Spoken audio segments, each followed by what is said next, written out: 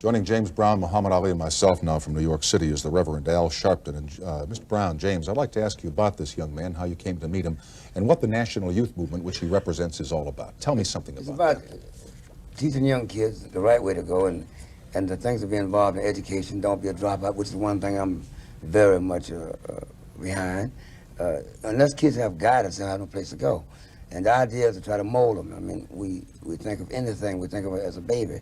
And what we molded them to be is what it will be later on. He used to stand at my back door, and he believed in what I said, the Don't Be a Dropout program, and the fact of helping kids and giving them the right idol and the right image to go with, cleaning, grooming, and wanting to work, wanting to be something. I started as a kid, a juvenile delinquent, you know, and everything. Had no model. And I was able to be a model for a young man like this. And what he turned out to be, he's a minister, and he preaches the right thing, and I'm for him 1,000%. I'm for everything he's about. Mr. Sharpton, how national right now is the National Youth Movement? Is it something new? Has it been going on for a while? Do you have a stated number of members? Tell me something about it. Well, we don't really get into a numbers game, because that's been a trick that has been played for the last 20 years. What we're basically interested in doing is saying to young people of impoverished backgrounds that there are people like a Muhammad Ali and a James Brown that represents hope to us. Because these people, despite all of the social odds, despite the unemployment statistics, despite the lack of education in their day, were able to grow and be something that we can be proud of. A man like me didn't have a father at home, but I had a James Brown to look up to and would want to sing and dance like him, or Muhammad Ali, who I saw stand up and give away millions of dollars of stamps to the government so that I would have a right to come 10 or 20 years later and try to fight for my kids. So what we're saying is there are symbols and images that kids can look up to and not have to throw a brick through a window, but that can work by the sweat of their brow and succeed just like these two gentlemen did. But considering the numbers of young kids today, and Rev, there are hundreds of thousands or tens of thousands of kids who really are in hopeless and desperate situations, is it enough to just offer them an example?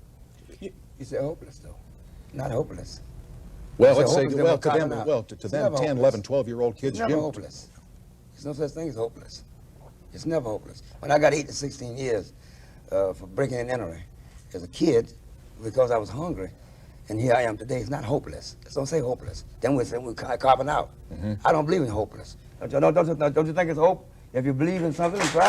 No such hopeless. I don't believe in hopeless. We're not going to go with that. And I think he's not about teaching them how to get out and fight for themselves. That's what it's about. No, it's not hopeless. Everybody has a cause and everything, but everybody want to live. And I think living is what we're about. We're not going to teach dying. Hopeless is dying. I agree with you 100%, James. But what I'm trying to ask here is simply saying, you too can be a James Brown or a Muhammad Ali. Is that enough to give a kid who's hungry, who doesn't know where his next meal is coming? I'll say that. Give them somewhere to go. I think it's awful weak to tell a kid, you can be a James Brown, one of the greatest entertainers in the world, and me, one of the greatest fighters.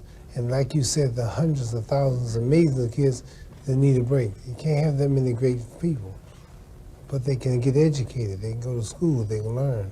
I'd like to say one thing. We have crime today, it's a big problem. I think they took a national vote on what the people want the government to spend most of the money on, and crime was over national defense. Worrying about Russia, China, outside enemies, they're worrying about inside crime. We have crime today, all type prostitution, murder, exploitation, degradation, and wars of all kinds.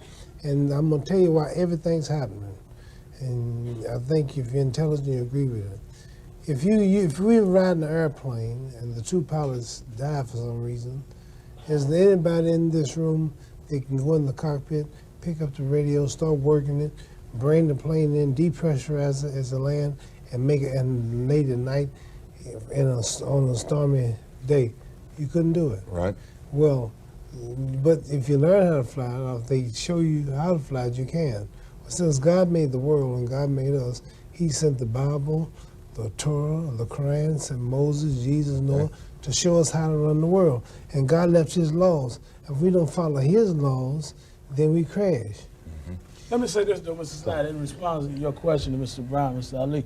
Yes, it is enough to begin with showing them an example, because before you get to education, you need motivation. If you don't have motivation to get out of the bed, you won't make school or the party.